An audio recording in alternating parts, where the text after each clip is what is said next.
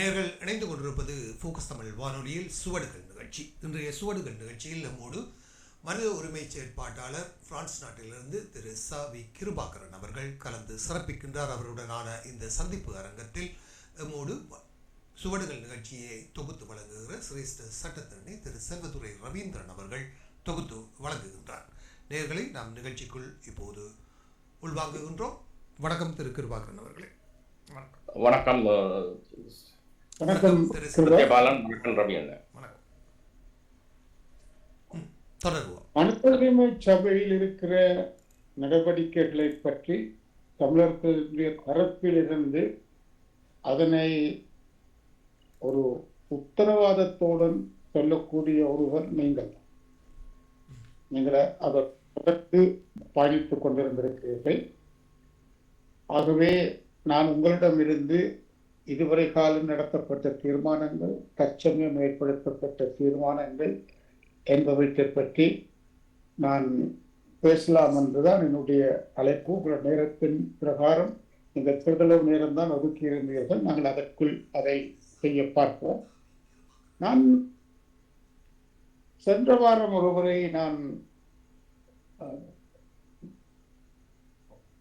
சந்தித்த பொழுது அவர் இப்போரின் பின்னால் எழுதிய எழுத்துக்களில் பிரபாகரன் தமிழ் மக்களை கைகழுவி விட்டு போகவில்லை, சர்வதேசத்தின் நடுச்சந்தையில் தான் கொண்டு வந்து வைத்துவிட்டு போயிருக்கிறார் என்று சொன்னவர். அவர் அநேகமாக தன்னுடைய பத்திரிகைகளிலும் அதை எழுதினவர். தன்னுடைய நேர்காணல்கள் கூட பல இடங்களில் இதை சொன்னவர். அதாவது 2009 போரின் பின்னால் அவர் கிளாகரித்தது, அதாவது பிரபாகரன் போரை விட்டு முடித்துவிட்டு அல்லது தமிழ் மக்களை கைகளில் விட்டு போகவில்லை, அவர்களை சர்வதேசத்தின் நடுச்சந்தையில் நிறுத்திட்டு போயிருக்கிறார் என்று சொல்லி. இன்று கிட்டத்தட்ட 16 ஆண்டுகள் ஆகிவிட்டன. இந்த சந்தியிலிருந்து தமிழ் மக்கள் அவர் விட்டு தந்த சந்தையிலிருந்து ஏதாவது முன்னேறி இருக்கிறார்களா, அல்லது நாங்கள் எந்த விதத்தில் அதை இதுவரை காலமும் பாவித்து இன்றைய இந்த 60வது தீர்மானத்துக்கு வந்திருக்கும்? ஏதாவது நினைவுகள்? நல்லது ரவி அண்ணன். இந்த கேள்வி அருமையான கேள்வி. இது என்னிடம் மட்டுமல்ல, இந்த கேள்வியை நீங்கள் பலரிடம் கேட்க வேண்டும். அரசியல் செயற்பாட்டில் ஈடுபட்டவர்கள் பலர் இருக்கின்றார்கள், ஆனால் அவர்கள் இப்பொழுது செயற்படுவதில்லை. மனித உரிமை விடயத்தில் நான் தொடர்ச்சியாக செயற்படுவதற்கு பல காரணங்கள் இருக்கின்றது. அங்கு ஏதோ நடத்தலாம். இப்போ தமிழீழ மக்களுக்கு கிடைத்துள்ள ஒரே ஒரு சந்தர்ப்பம் இந்த மனித உரிமை ஆணைக்குழு. இந்த அடிப்படையில் நீங்கள் போர் முடிந்ததையும் தலைமை பிரபாகரன் கொண்டு விரலை ஒரு நடுச்சந்தையில் விட்டதையும், அந்த சர்வதேசத்தின் சந்தையில் விட்டதையும் கூறியிருந்தீர்கள்.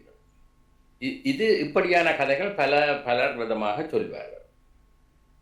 எம்மை பொறுத்தவரையில் 2009ஆம் ஆண்டு ஆயுதம் மௌனிக்கப்பட்டிருக்கின்றது. அதே இடத்தில் அவருடைய 2008 நவம்பர் 26ஆம் தேதி உரிய எடுத்து பார்த்தீர்களானால் அங்கு பல விடயங்கள் கூறப்பட்டிருக்கிறது.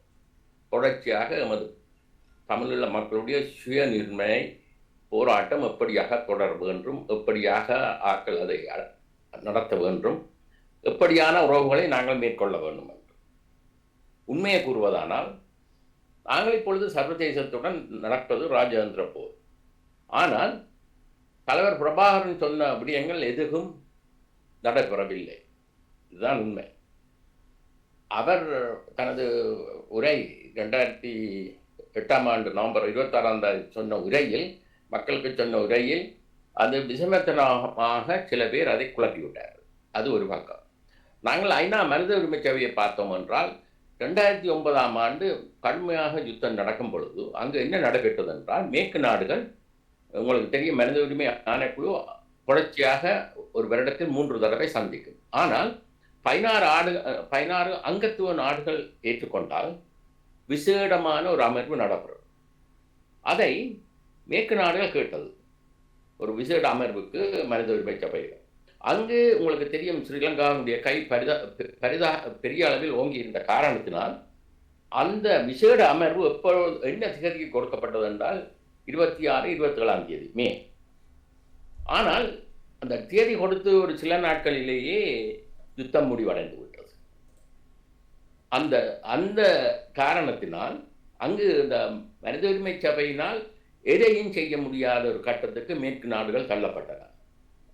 யுத்தம் முடிந்து விட்டது. பன் கி மூன் ஸ்ரீலங்காவுக்கு சென்றிருக்கின்ற அப்பொழுது இந்த அங்கு ஒரு தீர்மானத்தினுடைய வளமை இதுதான்.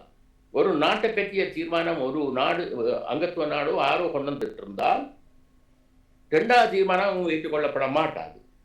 இது என்ன நடந்தது என்றால், ஸ்ரீலங்காவுடைய நட்பு நாடுகளான இந்தியா, கியூபா, சீனா எல்லாருமாக சேர்ந்து ஒரு தீர்மானத்தை முன்வைத்து விட்டார்கள் மேற்கு நாடுகள் வைப்பதற்கு முன்.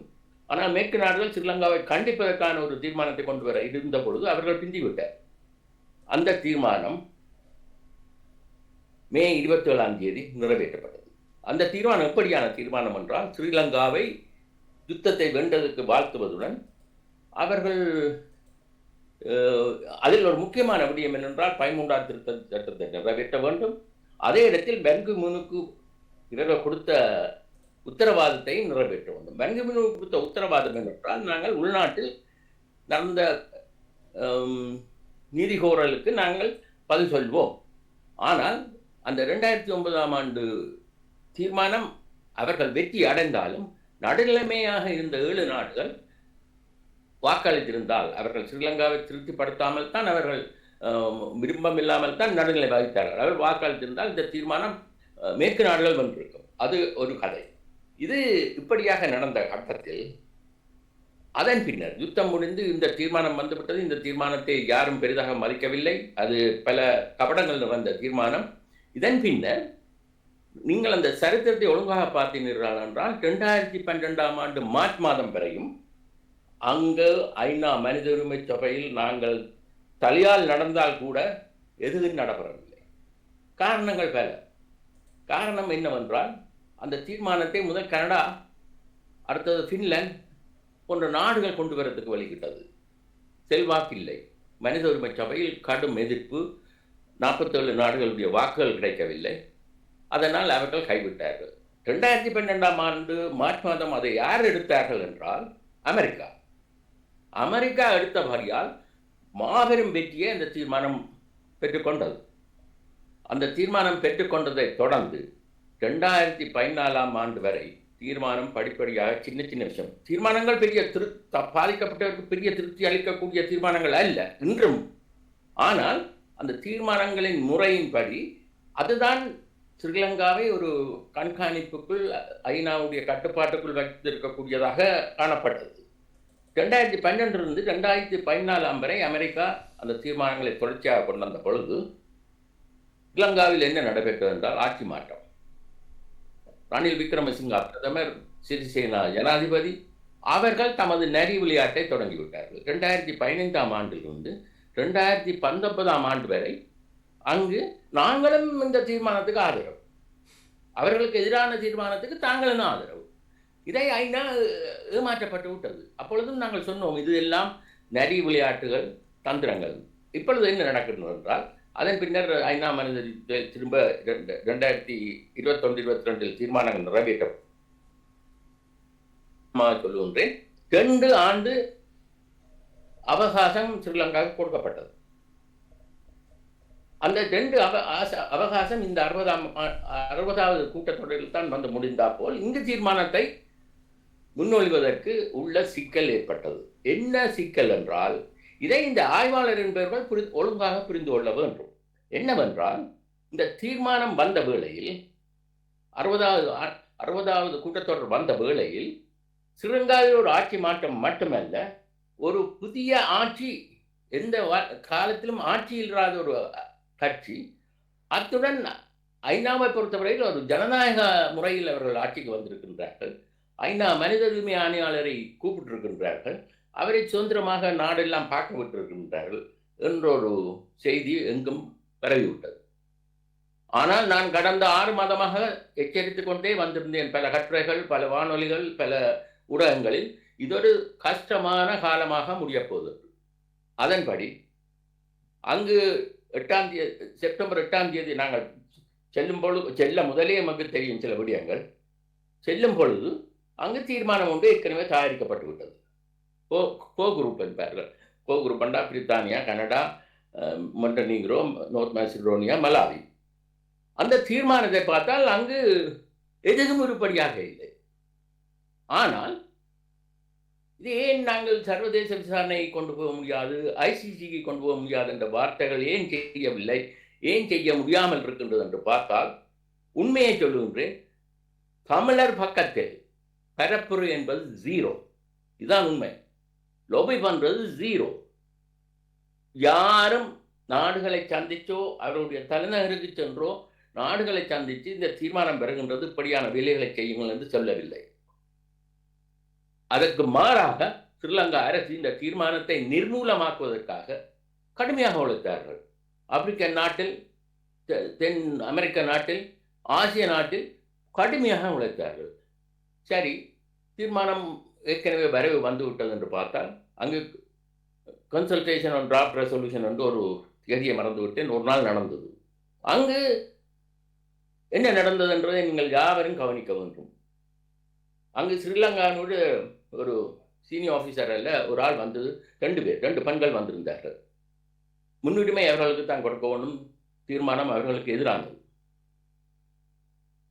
கோ குரூப் அந்த தீர்மானத்தை அவர்களிடம் ஒவ்வொரு பந்தியாக கலைக்கும் பொழுது அவர்கள் இனி என்ற இனத்துவசத்தை காட்டினார்கள். என்னென்றால், எத்தனிக் கான்ஃப்ளிக்டே ஒன்று இல்லையா ஸ்ரீலங்காவில், அதை எடுக்க முடியுமா? ஆக்கிபைட் லேண்ட்ஸ் என்று ஒன்று இல்லையா, அது இராணுவத்துக்கு.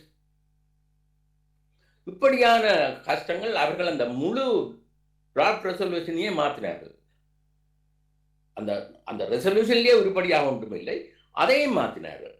மாற்றும் பொழுது எங்களுக்கு சந்தர்ப்பம் தரும் பொழுது நாங்கள் விடியத்தை சொன்னோம். இன்று காசாவில் என்ன நடக்கின்றதோ அதுதான் 2009ஆம் ஆண்டு எங்களுக்கு நடந்தது.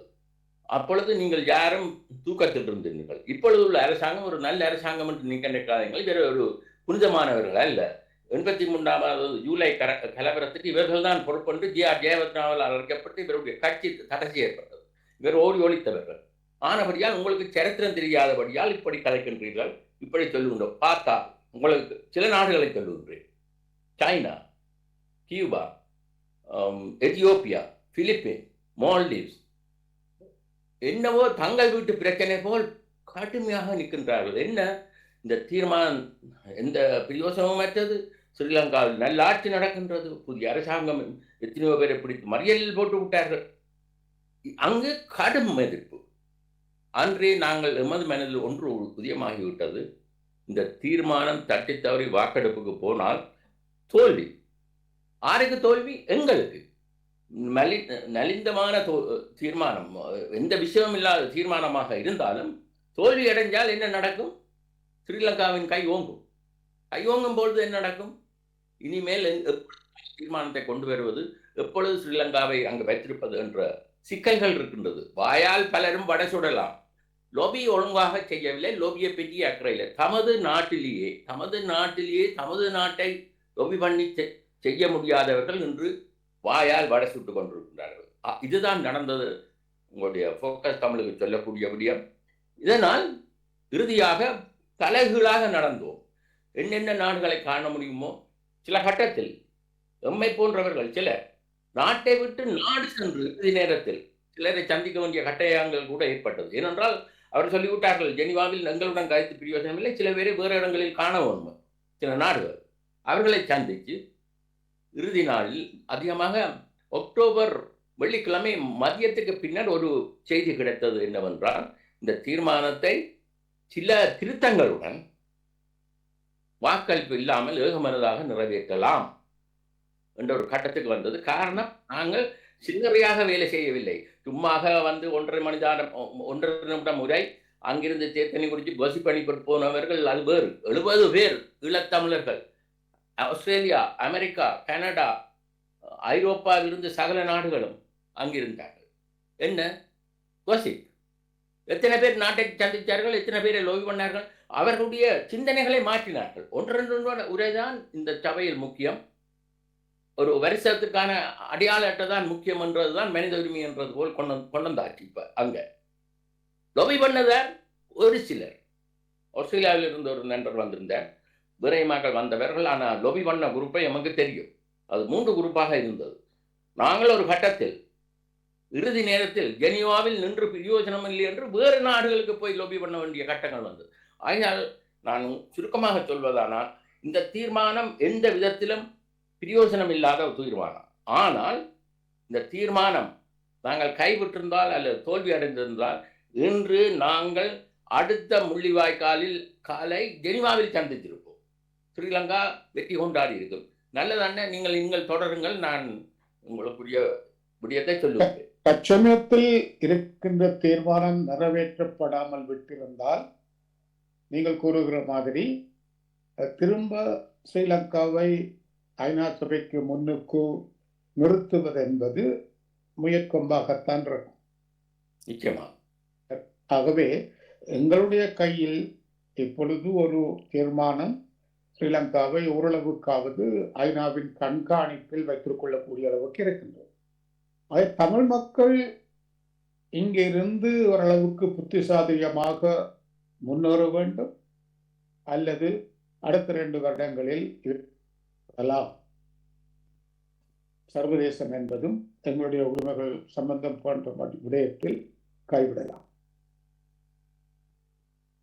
அதாவது நீங்கள் ஒன்றை அவதானிப்பாக இருந்தால், இந்த தீர்மான திருவிழாக்கள், அதாவது ஐநா திருவிழாக்கள் தொடங்குவதற்கு முன்னே நாங்கள் கடிதங்கள் எழுதினோம், ஒருவரை பித்து பிடுங்கினோம், ஒருவர் தன்னுடன் சேர்ந்தவர்களுக்கு எடுத்து கடிதம் எழுதிவிட்டு பின்னர் ஒரு கட்சி வரவில்லை என்று எழுதினார், பின்னர் அந்த ஒரு கட்சி தானாக எழுதினது, பின்னர் எல்லா கட்சிகளும் தாங்கள் எழுதுவோம் என்று சொல்லி கையெழுத்திடாமல், இப்படி எங்களுடைய கட்சிகளிடமிருந்து பலவும், அதே சமயத்தில் சர்வதேசத்தில் டாஸ்போராவில் இருந்து பலவும் போன. குறிப்பாக நான் நினைக்கிறேன், லண்டனில் இருந்து கடைசி நேரங்களில் அமைப்புகள் எல்லாமே, பல சர்வதேச அமைப்புகள் கூடி அவர்கள் ஒரு சமர்ப்பணத்தை வைத்திருந்தார்கள். ஆனால் இந்த சமர்ப்பணங்களில் இருந்த வாசகங்களில் ஒரு வாசகமாவது இந்த தீர்மானத்தில் எடுக்கப்படவில்லை, கணக்கெடுக்கப்படவில்லை. அப்படியானால் நாங்கள் நடத்திய அரசியல் எந்த நிலைக்கு எங்களை கொண்டு வந்து வைத்திருக்கிறது? அதாவது இந்த தீர்மானம் நாங்கள் அனுப்பிய சமர்ப்பணங்களால் ஏதாவது பிரயோசனம் இருந்ததா? இந்த நாடுகள் அவற்றை கணக்கெடுத்தனவா? அல்லது நாங்கள் வைத்த சமர்ப்பணங்களின் நோக்கங்களே, அதாவது திக்கு தெரியாமல் எறியப்பட்ட அம்புகள் மாதிரி ஒரு விதமான பிரயோசனமற்று சும்மா கானகங்களில் விழுந்தவை என்றால், அதுல ஒரு விதமான எதுவும் இந்த தீர்மானங்களே இல்லை. நாங்கள் கேட்டதில்லை ஒன்று.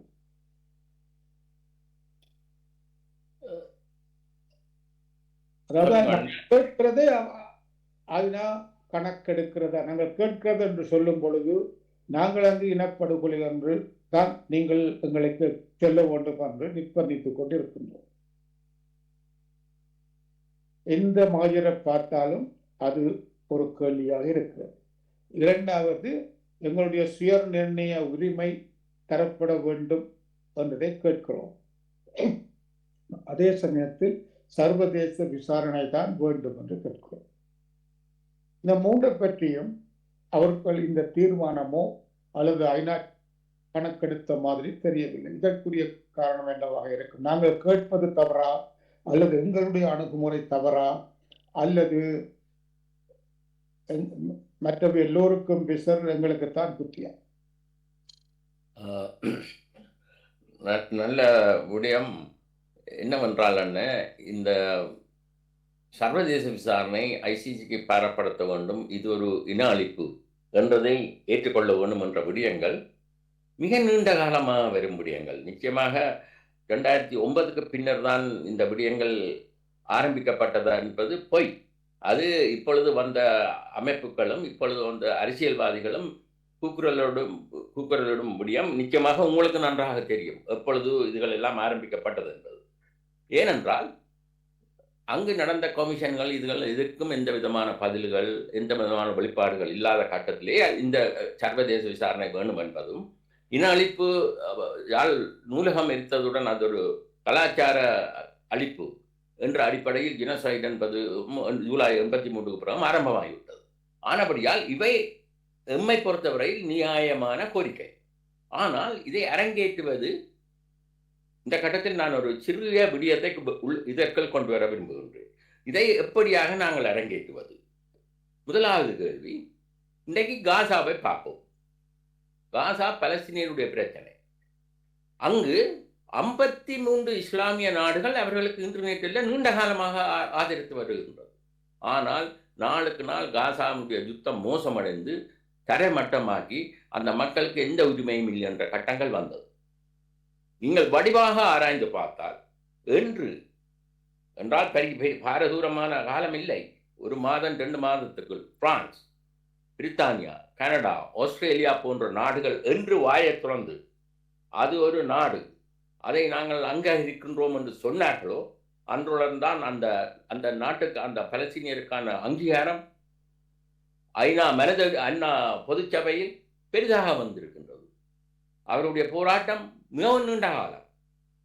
இதை நாங்கள் வடிவாக தமிழர் என்றவுடன் நாங்கள் தமிழரை பற்றி மட்டும் சிந்திப்பதல்ல, உலக உதாரணங்களை பார்க்க வேண்டும். ஐநா பொதுச்சபையில் என்ன நடக்குது என்பதை பார்க்க வேண்டும். இன்று என்னுடைய இறுதி கதை என்னவென்றால், இன்று ஈழத்தமிழருக்கு சர்வதேச விசாரணை தேவை.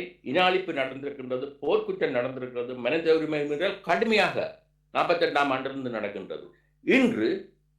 இன்று வரை எமக்கு எந்த நாடு ஆதரவு? வெளிப்படையாக நாங்கள் ஆஸ்திரேலியா ஆதரவு என்று நாங்கள் சொல்லலாம். வெளிப்படையாக ஆஸ்திரேலியா சொல்லியிருக்கா, சுவிட்சர்லாந்து சொல்லியிருக்கா, பிரான்ஸ் சொல்லியிருக்கா, அமெரிக்கா சொல்லியிருக்கா? யாரும் இல்லை. இதை நாங்கள் ஒத்துக்கொள்ள வேண்டும். ஆய்வாளர் என்பவர்கள் சும்மா தமக்கு இணைத்ததுதான் சரியான பாயிண்ட் என்று போவது தவறு. இன்று வரை இவ்வளவு நடந்து இந்த தமிழீழ மக்களுக்கு எங்கு ஆதரவு இருக்கின்றது? எந்த நாடு வந்து சொல்லி இருக்கின்றது? பங்களாதேஷை நடந்ததையும் அந்த இரானிய மக்களுடைய இதையும் உதாரணமாக பேசுபவர்கள், அது ஒரு முஸ்லீமுடைய பிரச்சனை, அதனால் காம்பியா முன்னுக்கு வந்தது. எமக்கு யார் வந்தார்கள்? எமக்கு யார் வருகின்றார்கள்? வந்தார்கள். நான் ஏன் முதலே சொன்னேன் என்றால், கல்யாணம் நடக்கின்றோம் என்றால் எங்களுக்கு ஆதரவு இல்லாத நிலைமையில் ஆதரவு தேடுகின்றோம்.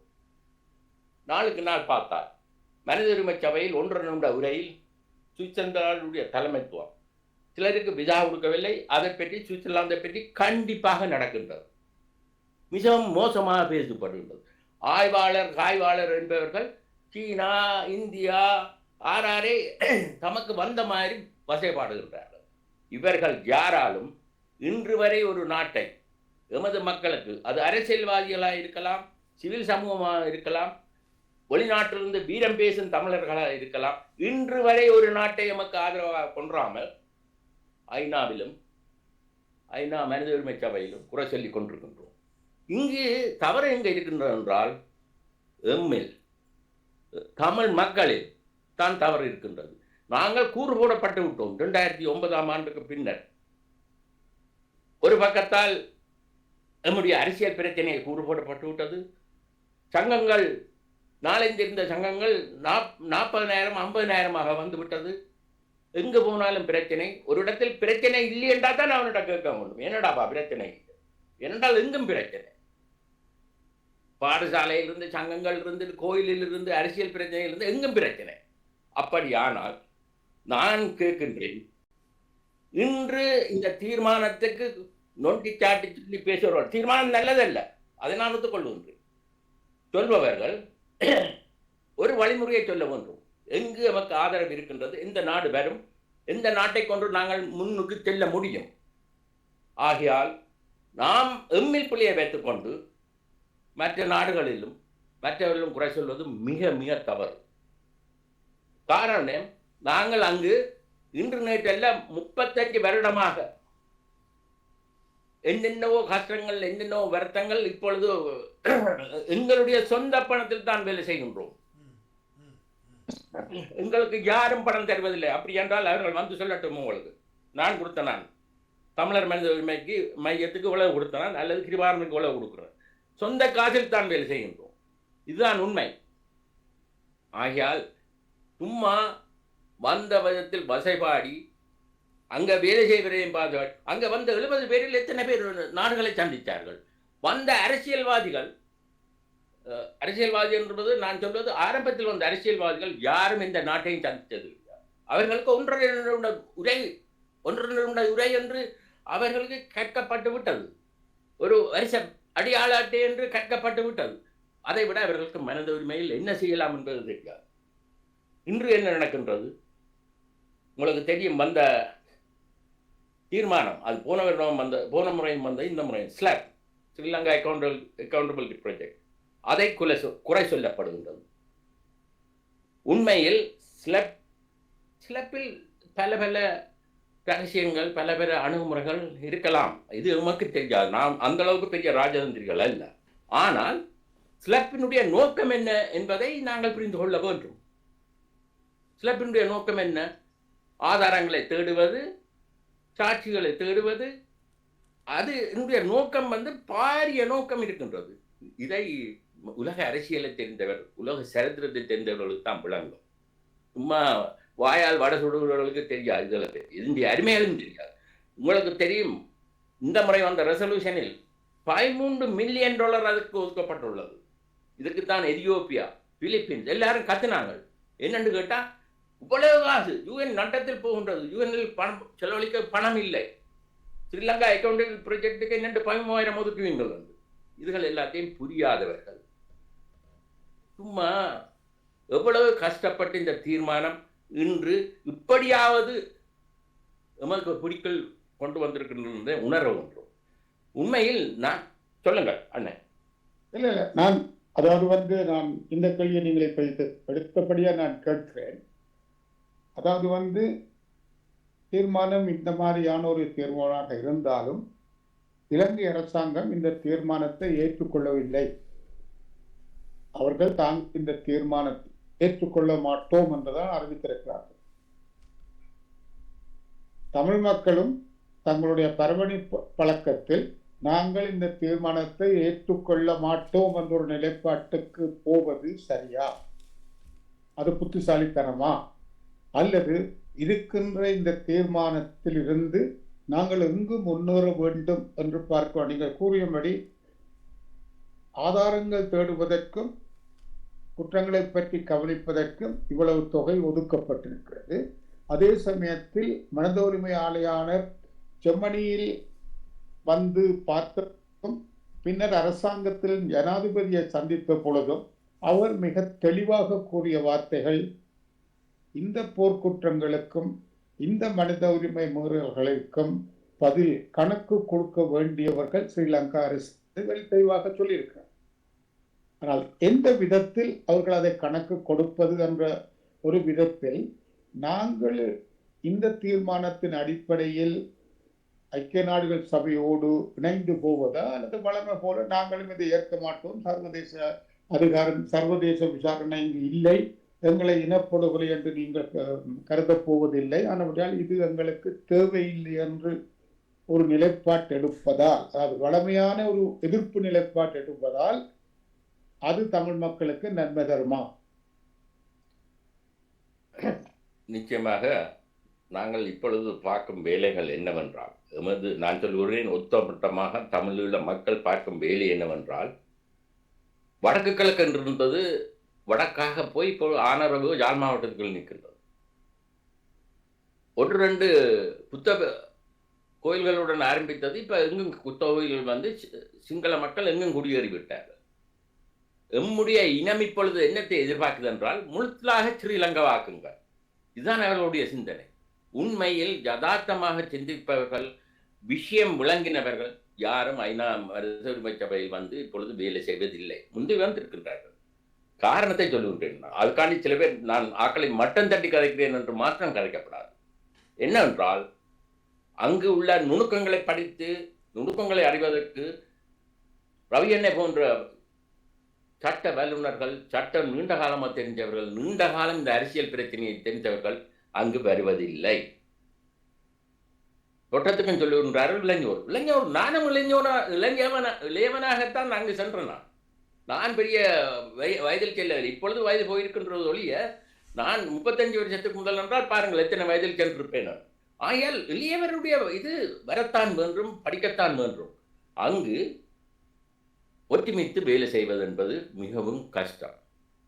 எனக்கு சில நண்பர்கள் சொன்னார்கள், சிலரை கேட்டார்களாம் இங்கு வந்தனீர்கள் என்று. அது அவர்களுடைய பிரச்சனை. ஆனபடியால் நான் ஒன்றை சொல்லுகின்றேன், அங்கு உரியவர்கள் இப்பொழுது நான் சொல்லக்கூடியது என்னவென்றால் அன்னை, இப்பொழுது 2 வருடம் அவகாசம் கொடுக்கப்பட்டு விட்டது. அதை இனி மாற்ற முடியாது. இனி தன்னும் ஆஸ்திரேலியாவில் உள்ள புத்திஜீவிகள், கல்விமான்கள், விஷயம் விளங்கினவர்கள் ஒரு குழுவாக அமைய வேண்டும். அவர்கள் ஆஸ்திரேலியாவை மட்டுமல்ல, ஆஸ்திரேலியாவை சுற்றி உள்ள நாடுகளை கவனிக்க வேண்டும். அதற்கு நிச்சயமாக பணம் வேண்டும். பணம் படைத்தவர்கள், இந்த நாடுகளில் உள்ளவர்கள் அவர்களுக்கு பணம் கொடுக்க வேண்டும். சிலர் தம்முடைய பணத்திலும் பயணிக்கலாம். அது அப்படி. அதே போல் மற்ற நாடுகள் பாருங்கள், கனடாவில் உள்ளவர்கள், கனடா இந்த முறை செய்த வேலையை நீங்கள் பார்த்தால் ஏங்குவீர்கள். ஏன்? கனடா தான் அருமையான நாடு. இந்த முறை அவர்கள் வாயே துறக்கவில்லை மனித உரிமை சபை. இதுதான் உண்மை, இதுதான் உண்மை. அங்கென்றும் மறைப்பதற்கு இல்லை. அவர்கள் எந்த கட்டத்திலும் ஸ்ரீலங்கா விடயத்தில் வாய் திறந்து கலைக்கவில்லை. பரிதாபமான விடயம். அவர்கள் முதலாவது தீர்மானம் அந்த அறிக்கை வந்தவுடன் கலைக்கவில்லை, கன்சல்டேஷன் நடந்த பொழுதும் கலைக்கவில்லை, பிறகும் கலைக்கவில்லை. அப்போ கனடாவுடைய மௌனம் என்ன? அடுத்தபடியாக ஜெர்மனியை பற்றி கலைப்போம். இந்த கோ குரூப்பில் ஜெர்மனி ஒரு நாடு. அவர்கள் இப்போ 2 வருடமாக அதிலிருந்து விலகி சென்றார்கள். அதுக்கான காரணத்தை யாரும் அறியவில்லை. ஜெர்மனியில் உள்ளவர்கள் என்னென்னவோ எல்லாம் சொல்லுகின்றார்கள். தமது நாடு ஏன் அந்த கோ குரூப்பிலிருந்து விலகியது என்பதை கண்டுபிடிக்கவில்லை, அல்லது அந்த நாட்டிடம் போய் கேட்கவில்லை. பிரான்ஸ் நாட்டில் உள்ளவர்கள் பிரான்ஸ் நாட்டில் நீங்கள் அந்த கோ குரூப்பில் சேருங்கோ என்று கலைக்கவில்லை. இப்படியான பிள்ளைகளை நாங்கள் வைத்துக்கொண்டு தீர்மானம் பெரிசாக வர வேண்டும். எங்களுக்கு தான் விருப்பம். அதுக்காகத்தான் நாங்கள் இவ்வளவு காலம் வேலை செய்கின்றோம். சர்வதேச விசாரணை வேண்டும் என்பதை சொல்லி அங்கே வர வேண்டும் என்று விரும்பினால் அதற்கேற்ற முறையில் வேலை செய்ய வேண்டும். உலகத்தில் மற்ற நாடுகளை பாருங்கள். நாங்கள் 90ஆம் ஆண்டிலிருந்து வேலை செய்யும் பொழுது நாங்கள் வேலை செய்த ஆட்களை உங்களுக்கு சொல்லித் தருகின்றேன். எரித்திரியர்கள், கிழக்கு திமூர், தென் சூடான், கொசோவா, இவர்களும் நம்மளை போன்ற கோவைகளுடன் தம்முடைய பிரச்சனைக்கு திரிந்தார்கள். அவர்கள் விடுதலை அடைந்து விட்டார்கள். நாங்கள் இன்றும் இப்படியே தான் நிற்கின்றோம். அங்கு ஒரு இஞ்சி கூட போகவில்லை. ஆணைக்குழுவிலிருந்து மனித உரிமை ஆணைக்குழுவிலிருந்து மனித உரிமை சமைக்கு வந்திருக்க மொழியா அதை விட வேறு ஒன்றும் இல்லை. ஆகையால் நாம் எம்முடன் உள்ள விடயங்களை சிந்திக்க வேண்டும். அன்னை இனிமேலும் காலம் கடத்தாது. புத்திஜீவிகள் பாருங்கள், ஸ்ரீலங்காவை காப்பாற்ற யுத்தம் முத்தி போய் இந்த யுத்தம் முடியுதென்ற கட்டத்தில், தமிழீழம் வரப்போகுதுன்ற கட்டத்தில் சிங்கள புத்திஜீவிகள், கல்விமான்கள், ஆஸ்திரேலியாவிலிருந்தே பாலித்த கோவன போன்ற எத்தனையோ பேர் வந்து வேலை செய்தார்கள். ராஜபக்சாவுக்கு எங்களுடைய தமிழர் எத்தனை பேர் வந்து வேலை செய்தார். ஆகையால் இன்னும் கண் மூடினால், இன்னும் கௌரவம் பேசாமல் இருந்தால் நிச்சயமாக அலட்டல் கேஸுகள் அலட்டி கொண்டே இருக்கும். இத்துடன் நாம் அழிய வேண்டியதுதான். ஆகையால் இந்த உள்ள 2 வருடத்தை தென்னம் இப்பொழுதே திட்டம் போட்டு புத்திஜீவிகள், கல்விமான்கள் முன்னுக்கு வந்து வேலைகளை செய்ய வேண்டும். இதுதான் நான் கூறக்கூடியது. அதாவது நீங்கள் சொன்ன ஜெர்மனி, கனடா, பிரித்தானியா, பிரான்ஸ், டென்மார்க் போன்ற நாடுகள் எல்லாத்திலும், நோர்வே, எல்லா நாடுகளிலும் பரந்த அளவில் தமிழீழ மக்கள் வாழ்கிறார்கள். இவர்களும் அந்தந்த அரசாங்கங்களுக்கு தாங்கள் விண்ணப்பங்கள் கொடுத்ததாக எல்லாம் பத்திரிகைகளில் செய்திகள் வருகின்றன, முகநூல்களில் வருகின்றன.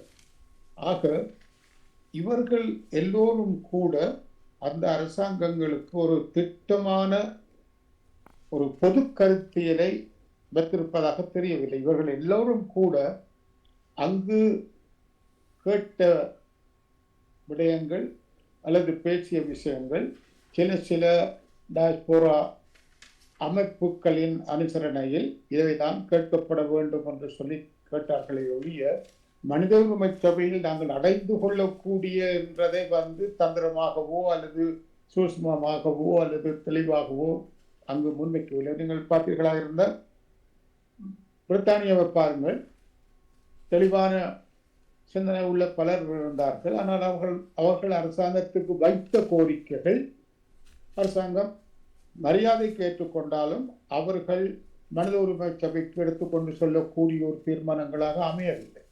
கனடாவும் அதே மாதிரி தான். நாங்கள் எவையை கேட்க வேண்டும் என்று கேட்காமல் தேவையில்லாதவற்றை அங்கு போய் நின்று போராடி கொண்டிருந்தோமா, சைக்கிளில் இருந்து நின்று கொண்டு ஐநாவுக்கு முன்னுக்கு சுற்றுவலம் பார்த்து அதை பார்த்து ஐநா தீர்மானம் எடுக்க வேண்டும் என்று கூட நினைத்தவர்கள் உண்டு. இந்த முறை தீர்மானம் நடந்த பொழுது கூட சைக்கிள் சவாரி நடந்ததா என்று எனக்கு தெரியாது. நான் மோகன்கள் ஒன்றிலும் காணவில்லை. இப்படியான செய்கைகளினால் நாங்கள் எங்களுக்கு இருக்கக்கூடிய ஒரு சூழ்நிலையை நாங்கள் கைவிட்டு போக வைத்துக் கொண்டிருக்கின்றோமோ என்ற ஒரு கவலை ஒன்று உண்டு. என்ன சொன்னால், பான் கி மூன் ராஜபக்ச தான் கொடுத்த வாக்குறுதியை நிறைவேற்றப் போவதில்லை என்பதை தெரிந்து கொண்ட பொழுது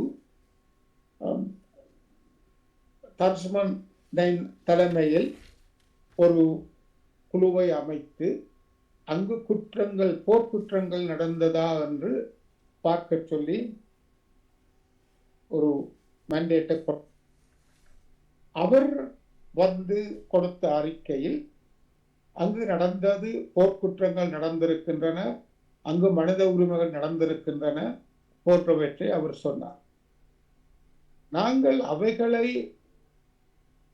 ஐநா சபையிடம் முதலாக விசாரிக்க வேண்டும் என்று இல்லாமல் நாங்கள் அங்கு எங்களுக்கு எதுவிதமான பரிகார நீதியும் ஒரு இனப்படுகொலை என்று அதிகாரத்தில் தான் வர வேண்டும் என்று நாங்கள் சென்று கொண்டு போனது நாங்கள் ஒரு வேறு விதமான பாதையில் போய்கொண்டிருந்தோமா என்ற ஒரு யோசனை இருக்கிறது, ஒரு கேள்வி இருக்கிறது. அதை பற்றி என்ன நினைக்கிறேன்? நீண்ட காலமாக என்ன நாங்கள் அனுபவித்தது, என்ன கண்டது என்றால், இந்த கையெழுத்து மெனக்கள் ஒன்றும் அங்கு வேலை செய்யாது. இதுதான் உண்மை. இதை பற்றி பல தடவை பலருக்கு பல கூட்டங்களில் பல சந்திப்புகளில் சொல்லியிருக்கிறது. இந்த மனு என்பது உங்களுக்கு தெரியும், ஆக்களை சொல்ல விரும்பவில்லை. 4 லட்சம் கையெழுத்து தேடினால் எங்களுக்கு தமிழீழம் வந்துடும் போல ஒரு 3-4 வருடத்துக்கு முதல் கையெழுத்து பிரதிகள் நடந்தது. 4 லட்சம் கையெழுத்து. உண்மையை சொல்லுகின்றேன், எந்த விதத்திலும் இந்த மனுக்கள் வேலை செய்த காலம் எல்லாம் முடிந்தது. மனுக்கள் அனுப்பதும், அவர் அரசியல் கட்சி அனுப்பதும், அவர் அனுப்பின உடனே இன்னும் ஒரு அரசியல் கட்சி அனுப்பதும், அதில் இவர் போட்ட வசனத்தை வேற மாதமாக மாற்றி போடுறதும், இந்த காலம் எல்லாம் முடிஞ்சது. கடந்த 6 மாதத்துக்கு மேல் சொல்லிக் கொண்டே வந்தேன். எனது அனுபவத்தில் நீங்கள் நேரில் சந்தித்து கதைக்க வேண்டும், நேரில் அந்த நாட்டுக்கு போக வேண்டும். இன்றைக்கு பாருங்கள், ஆப்பிரிக்கா நாட்டில் என்ன நடப்பது என்பது உங்களுக்கு யாவருக்கும் தெரிய வேண்டும். அங்கு ஒரு தமிழர் தான், மஹிந்த ராஜபக்ஷ அவங்க கூட்டாளி தான் தூதுவராக இருக்கின்றார்.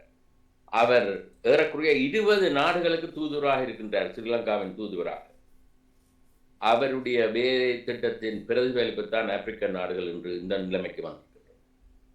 எமது ஆப்பிரிக்கன் நாட்டில் உள்ள நண்பர்கள் என்ன செய்கின்றார்கள்? எமக்கு இது முக்கியமில்லை. எப்படியாக இந்த வாக்குகள் மாற்றியது, யார் மாற்றியது? இதுதான் உண்மை. ஆப்பிரிக்க நாட்டினுடைய வாக்குகள் மாறியதற்கு அந்த தமிழரே காரணம். இது மாத்திரமல்ல, தமிழர்கள் அந்த 1 உரையில் தமிழருக்கு எதிராகவே வாசித்து தள்ளிவிட்டார்கள். உங்களுக்கு தெரியும் என்ன, ஆப்பிரிக்கன் கிரீன் ஃபவுண்டேஷன், மற்றது குளோபல் ஸ்ரீலங்கன் ஃபோரம் இன் UK, இந்த 2 அமைப்பும் அங்கே செய்த அலுவல்கள், புத்தபிக்குகள் செய்த பிரச்சாரங்கள், இதெல்லாத்தையும் நாங்கள் பார்த்து வெட்கப்படுவோம்.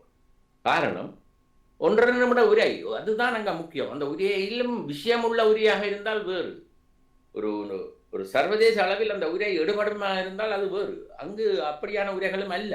உரைகளை பார்த்தால் பேசிக் தங்களை முதன்மைப்படுத்துவதுதான். ஆயால் அண்ணே நான் சொல்லுவேன், இனிமேல் தானும் இந்த மனுக்கள் அனுப்புவதை நிறுத்த வேண்டும். இந்த கட்சி அவர் ஒன்று செய்தால் நான் ஒன்று செய்வேன், இவர் ஒன்று செய்தால் இந்த வேலையெல்லாம் சரி வராது. நாங்கள் ரங்கி வேலை செய்ய வேண்டும். ரங்கி வேலை செய்யாமல் அங்கு ஏதாலும் பலன் பெறும் என்று சொல்வது வீண் வேலை. பிளபிடிப்பது சுலபம். ஆனால் அதை எவ்வளவு கஷ்டப்பட்டு செய்கின்றார்கள் என்பதை உணர வேண்டும். ஆனால் அடுத்த முறையும் வழக்கமாக இருந்தால் இந்த ரெண்டு வருடத்துக்கள் என்ன நடக்கும் என்பது, அவ்வளையில் என்னென்ன நடக்குது, யார் யார் போவார்கள், என்னத்தை கதைப்பார்கள், என்னத்தை செய்வார்கள் என்பது நமக்கு தெரியும். ஆனால் வேலை செய்யாது. இறங்கி வேலை செய்வதற்கு முதலாக தமிழ் மக்களிடையே ஒரு தெளிவு வேண்டும்.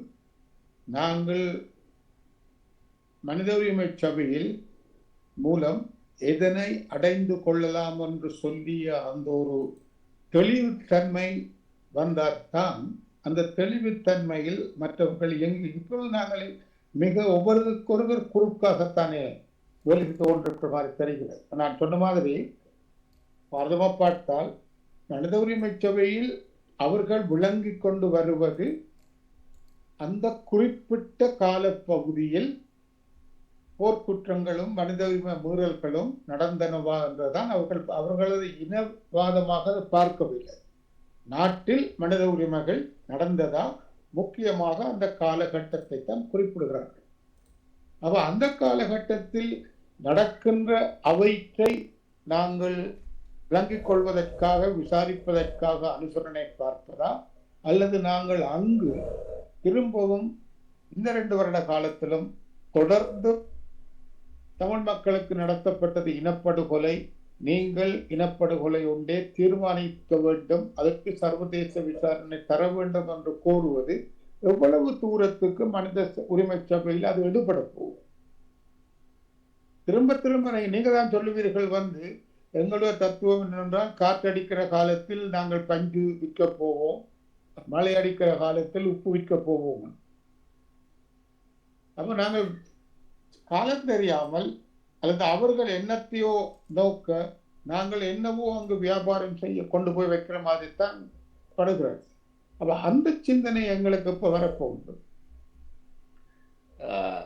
அன்னை, நீங்கள் ஆரம்பத்தில் சொல்லியிருந்தீர்கள் மனித உரிமையினுடைய செயற்பாடுகள் அதனால் என்ன பிரயோசனம் இருக்கும் என்பதை. உண்மையை சொல்லுகின்றேன். மனித உரிமை ஆரம்பிக்கப்பட்டது 2006, 2012 வரையும் உண்மையில் இன்று சந்தையில் நிற்பது போல் அங்கு ஆக்கள் நிற்கவில்லை. தமிழ் மக்கள் அதை பற்றி புரிந்தவர்கள் தான் நின்றார்கள் அந்த காலத்தில். இங்கு என்ன நடக்குது என்றால், சர்வதேச விசாரணை ஐசிசி, இந்த 2, 3வது இனப்படுகொலை, இந்த 3ம் என்ன வானத்திலிருந்து நாங்கள் எடுப்பதா? இல்லை. அதுக்கு வழிமுறைகள் வேண்டும். என்ன வழிமுறை? மனித உரிமை சபையினால் அடுத்த கட்டத்துக்கு நகர்த்தப்பட வேண்டும் முறை. இதை விட ஐசிசிக்கு தபால் போட்டு ஐசிசி எங்களை கூப்பிட்டு விசாரிக்க போது என்று யோசித்தால் அதை போல ஒரு மடத்தனம் இல்லை. அப்படியாகத்தான் மற்ற நாடுகளுக்கு நடந்திருக்கின்றது. ஆகையால் மனித உரிமை சபையை விட்டு கடந்து நாங்கள் வேறு எந்த பக்கத்தால் இதை ஐசிசிக்கோ இது ஒரு இன அழிப்பு என்பதை கொண்டு போய் காட்டப் போகிறோம் என்பது புரியாத கட்டத்தில் அவர்கள் அந்த வேலைக்கே தகுதியற்றவர்கள். உண்மையை நான் சொல்லுகின்றேன். இந்த மனித உரிமை சபையை விட்டு வேறு ஒரு பக்கத்தால் செக்யூரிட்டி கவுன்சிலுக்கோ அல்லது ஐசிசிக்கோ எங்கும் நகர்த்த முடியும் என்றால் அதை செய்யலாம். அவர்கள் அங்கு செய்ய முடியாது. ஏனென்றால் விதிமுறைகள் இருக்கின்றது. விதிமுறைகளின் படித்தான் போகலாம். அந்த அளவுக்கு நமக்கு புரியாவிட்டால் மனித உரிமை சபைக்கு போறதையே நிறுத்திவிட்டு நாங்கள் இருக்கலாம். தெரியும், தற்சமயம் மனித உரிமை சபையினுடைய அனுமதியோ அல்லது அவர்களுடைய ரெக்கமெண்டேஷன்ஸோ இல்லாமல் 2 வழக்குகள் ஐசிசியில் பதியப்பட்டுள்ளன. ஒன்று தமிழ் மையம் கனடாவிலிருந்து, இன்னொன்று லண்டனில் இருந்து சில பேர் அங்கே பதிந்திருக்கிறார்கள். அது ஒவ்வொன்று பேசப்பட்டது. நீங்கள் நினைக்கிறீர்களா இன்றைக்குரிய சூழலில் ஐசிசி அந்த வழக்குகளை மேற்கொண்டு விசாரிப்பதற்கு ஏதும் ஆவணங்கள் தேடும் அல்லது போனால் ஏதோ நடவடிக்கைகள் எடுக்கும் என்று சொல்லி நீங்கள் கருதுகிறீர்களா? உண்மையில் அன்னை நீங்கள் சொல்வதோடு பிரித்தானியாவில் இருந்து பதிவு செய்திருக்கின்றார்கள். நோர்வேயிலிருந்து நடராஜா சேதுரூபன் முதலாக செய்திருக்கின்றார். அந்த ஆவணங்கள் எல்லாம் இருக்கின்றது. ஐசிசிக்கு உங்களுக்கு தெரியும் டோனி பிளேயர், புஷ் இவர்கள் இருவருக்கும் எதிராக மத்திய கிழக்கிலிருந்து பெரிய படம் படைத்த வழக்கறிஞர்கள், மனிதர்கள் வழக்குகள் போட்டிருக்கின்றார்கள் ஐசிசிக்கு. இன்று வரையும் அங்கு ஒன்று நடக்கவில்லை. ஈராக் யுத்தம் முடிந்து எத்தனையோ தசாப்தங்கள் ஆகிறது. ஆகையால் ஐசிசிக்கு போட்டு அங்கிருந்து பதில் பெறுவது இலகு. நீங்களும் ஆஸ்திரேலியாவில் ஒரு குரூப்பை அமைத்து போட்டீங்கள் என்றால் அது பார்ப்பார்கள். ஆனால் அது உண்மையில் நடைமுறைப்படுத்தப்படுமா என்ற கேள்வி இன்னும் நிரூபிக்கப்படவில்லை. அப்படியான வழிமுறை ஸ்ரீலங்கா கையெழுத்திடவில்லை. அந்த அப்படியான ஒரு நாட்டு மீது இப்படியாக செய்வதற்கு செக்யூரிட்டி கவுன்சிலை பாஸ் பண்ணி நீங்கள் செய்யலாமா, பார்த்து போயிருக்கிறீங்களான்றதை பார்க்கலாம். உதாரணத்துக்கு சூடானை பாருங்கள். சூடானுக்கு அந்த முன்னாள் ஜனாதிபதிக்கு வந்தது அது செக்யூரிட்டி கவுன்சில். அதுபோல இந்த இவருடைய தனிப்பட்ட இதுகளால் அங்கு எதுவும் நடக்கும்.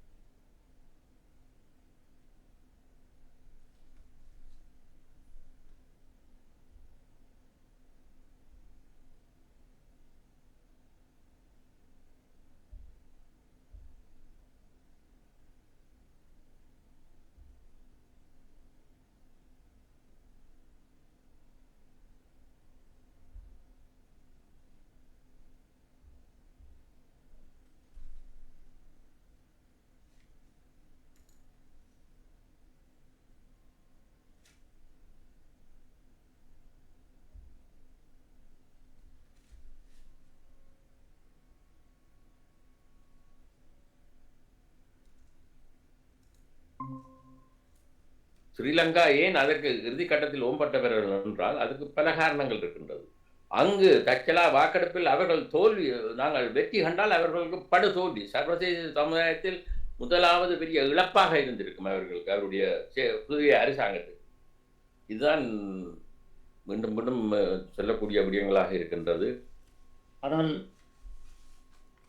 தீர்மானம் நிறைவேறி இருந்தாலும் அரசாங்கம், நீங்கள் நினைக்கிறீர்களா தாங்கள் தீர்மானத்தை ஏற்றுக்கொள்ளவில்லை என்று சொல்லும் பொழுது அதில் கூறப்பட்ட விடயங்களுக்காக ஒத்துழைப்பார்கள் என்றோ அல்லது அவர்களை அதில் சொல்லப்பட்டதில் ஏதாவது நடைமுறைப்படுத்துவார்கள் என்றோ நீங்கள் கருதுகளா? முக்கியமாக பயங்கரவாத தடை சட்டத்தை நீக்கும்படி கேட்கப்பட்டுள்ளது. அவர்கள் அதை நீக்குவார்களா? அதே சமயம் 13ஆம் திருத்த சட்டங்களை உள்ள சூழல்களை திரும்பி கொண்டு வர வேண்டும் என்று கேட்டிருக்கிறார்கள். இவர்களை நடத்த அனுரா அரசாங்கம் முன் வருமா? சுருக்கமாக சொல்வதானால் ஸ்ரீலங்கா எப்பொழுதும் எந்த தீர்மானத்தையும் ஏற்றதும் இல்லை, எந்த தீர்மானத்தை நடைமுறை செய்ததும் இல்லை. ஆகையால் அவர்கள் அங்கே சபையிலே வந்து சொல்கின்றால் இந்த தீர்மானத்தை ஏற்க மாட்டோம் என்று. ஆனால் சில விதிமுறைகளை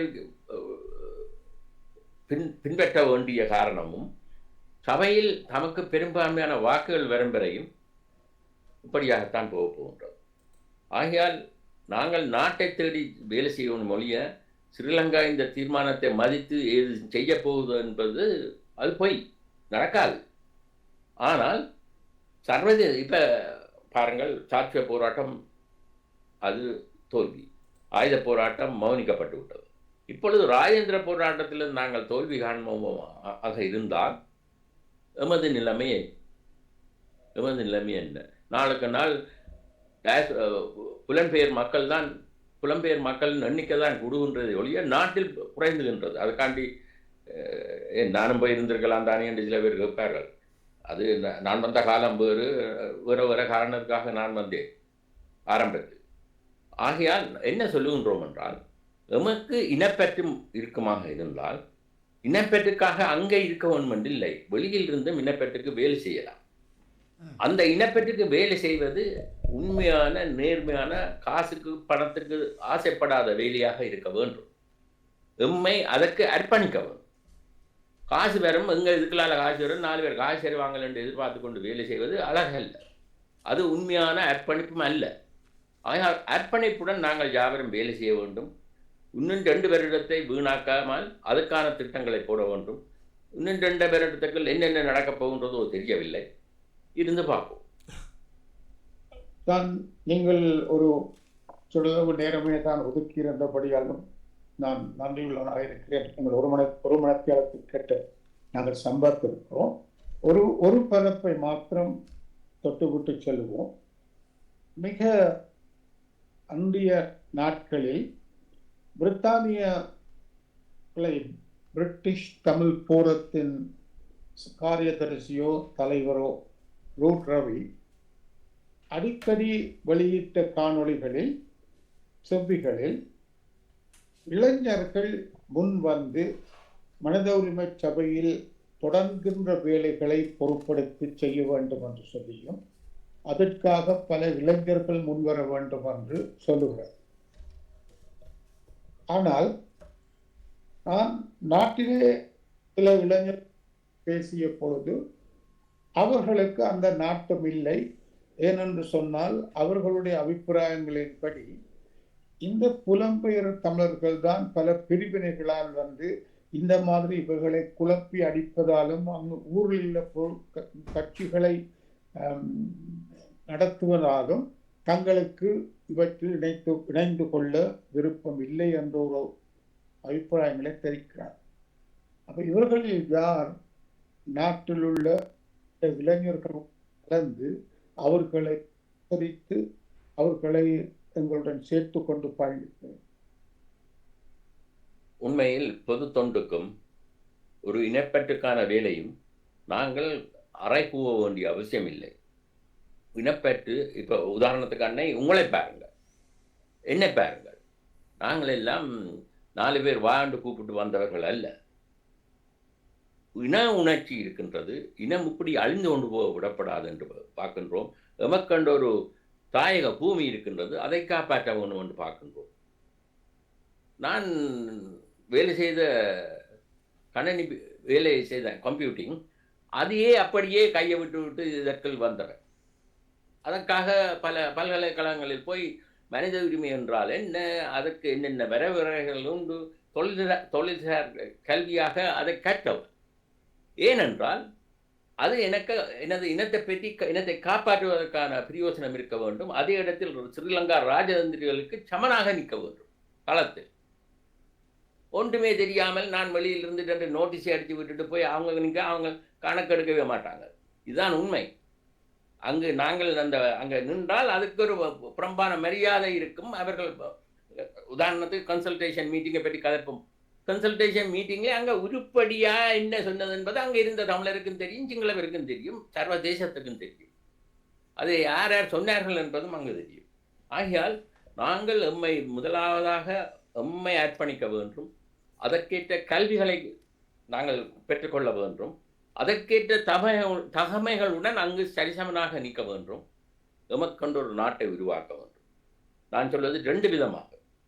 ஒன்று, எமக்கென ஆதரவாக நாட்டை உருவாக்க வேண்டும். அந்த வழியில் செல்லும் பொழுதுதான் நமக்கு வெற்றி பாதை வரும். இன்ற வரையும் இப்படி இருப்பதை யாரும் சிந்திப்பதில்லை. எந்த நாடு நமக்கு ஆதரவு என்றால் யாரும் இல்லை. ஆனால் நீங்கள் பார்த்தீர்களாக இருந்தால் நான் இன்னொருவரை குறிப்பிடலாம். நான் தனிப்பட்ட ரீதியில் கருத்துக்காகத்தான் சொல்லுகிறேன். தமிழ்நெட் அறிமுகமான ஜெயாவை பார்த்தீர்களாக இருந்தால் அவருடைய ஆக்கங்களும் அவருடைய சமர்ப்பணங்கள் எல்லாமே எங்களுடைய இன படுகொலை, எங்களுக்கு தனியான ஒரு நாடு, என்ற ஒரு எங்களுடைய சுயநிர்ணய உரிமை அங்கீகரிக்கப்பட வேண்டும் என்றதையே சொல்லிக் கொண்டிருக்கிறார் மற்ற நாடுகளை. ஆனால் இவர்கள் அந்த நாடுகள் இவர்களை கேட்கின்றனவா? மனித உரிமை சபையில் இவர்கள் பெற்றுக்கொள்ள வேண்டும் என்ற முறையில் இவர்களுக்கு அந்த ஊரில் உள்ள இளைஞர்கள் கூட இவர்களெல்லாம் ஒவ்வொரு பக்கத்தில் இப்படி கதைத்துக் கொண்டிருந்த பொழுது நாங்கள் என்னத்தை செய்வது? அங்கு ஒன்று நடந்து கொள்ளப் போவதில்லை. எங்களுக்குள் நாங்கள் முதலாவது இவர்களை தீர்த்து கொண்டு போக வேண்டும் என்ற ஒரு அபிப்பிராயங்களைத்தான் வெளிவைக்கிறார்கள். அவர் சர்வதேசத்தில் நாங்கள் எப்படி ஒரு பிராக்டிக்கலான ஒரு வழிமுறையை அமைப்பது என்பதை முன்னோடி உங்களை சிலர் எல்லாரும் சேர்ந்துதான் ஐரோப்பாவில் இதில் உருவாக்குவோம். நல்லதண்ணா. இறுதியாக இந்த இந்த நீங்க சொன்ன விடயத்துக்கு ஒரு பதிலை சொல்லிவிட்டு எனக்கும் சில அலுவல்கள் இருக்கின்றது. என்னவென்றால் அண்ணன், தமிழருக்கு துரோகம் செய்து தமிழரை அழித்த நாடு ஸ்ரீலங்கா, அதில் எந்த கேள்வியும் இல்லை, ஒதுக்கி கொண்டே வருகின்றது. இதேபோல் அடுத்ததாக யுத்தத்தை முடிவுக்கு கொண்டதில் பெரிய பங்கு இந்தியாவுக்கு இருக்கின்றது. அடுத்ததாக இந்த ஜெயச்சந்திரன் என்பவர் இருந்த கதைக்கு நாடான நோவே தமிழீழ மக்களுக்கு செய்தது போல துரோகம் இல்லை. ஐபிசியில் நடந்த ஒரு செவியில் சோல்ஹைம் வந்த இடத்தில் நான் அவருடன் கேட்ட கேள்வி என்னவென்றால், நீங்கள் சமாதான பேச்சுவார்த்தைகளுக்கு வரும்பொழுது அங்கு ஒரு டிஃபெக்டோ கவர்மெண்ட் இருந்தது, அழகாக மக்கள் நிம்மதியாக இருந்தார்கள், வாழ்ந்தார்கள். ஆனால் நீங்கள் அதை முடித்துவிட்டு போகும் பொழுது அங்கு எதுவும் இல்லை, எல்லாம் நீர்மூலமாகியது. அதுக்கு அவருடைய சொன்ன பதில், உங்களுக்கு சில நண்பர்கள் தான் இருக்கின்றார்கள், அவர்களோடையும் வெறுக்காதீர்கள் என்று தன்னை. ஆகையால் இவர்கள் முதல் உலகத்துக்கு பிரசங்கம் செய்ய முதல் நோவே நாட்டில் இருப்பவர்கள் நோவே நாட்டில் அந்த அரசாங்கத்தை கேட்டு அரசாங்கத்தை தம் வசப்படுத்த வேண்டும். உங்களால் தான் இன்று நமக்கு இந்த நிலைமை வந்திருக்கின்றது. ஊருக்கு பிரசங்கம் செய்வதில் எந்த பிரயோஜனமும் இல்லை. முதலாவது அவர்களுடைய நாட்டில் அவர்கள் நாடு நமக்கு செய்த துரோகத்தை அவர் முதல் கதைக்க வேண்டும். அந்த நாட்டின் மூலம் ஏதாவது செய்ய வேண்டும். சும்மா ஊருக்கு பிரசங்கம், அந்த பேராகிராஃப், ஆப்ரேட்டிங் பேராகிராஃப், ப்ரீஆம்பிள் அது கட்டது, அதெல்லாம் உண்மை. தீர்மானம் மாற்றப்பட்டிருக்கின்றது, தீர்மானத்தில் சொற்பதங்கள் மாற்றப்பட்டிருக்கின்றது. உங்களுடைய நோவை அதை எதிர்த்ததா? அந்த கூட்டத்தில் இருந்தார்களே, இல்லையே. ஆகையால் ஊருக்கு பிரசங்கம் செய்வதை விட்டு நீங்களாக வந்து வேலை செய்யுங்கள். அடுத்த முறை வேறு நீங்கள் சொன்ன ஆக்கள் எல்லாம் வந்து அங்கே ஜெனீவாவில் இருந்து வேலை செய்யட்டும், வந்து தாராளமாக வரலாம், அங்கே யாரும் பெறலாம். நன்றி அண்ணன். நன்றி பிரபா. நன்றி சத்யபாலன், நன்றி ரவி அண்ணன், நன்றி. நன்றி. நேர்கள் இதுவரை ஃபோக்கஸ் தமிழ் வானொலியில் சுவடுகள் நிகழ்ச்சியிலே மனித உரிமை செயற்பாட்டாளர் பிரான்ஸ் நாட்டிலிருந்து திரு சாவி கிருபாகரன் அவர்கள் கலந்து சிறப்பித்த சுவடுகள் இடம்பெற கேட்டீர்கள்.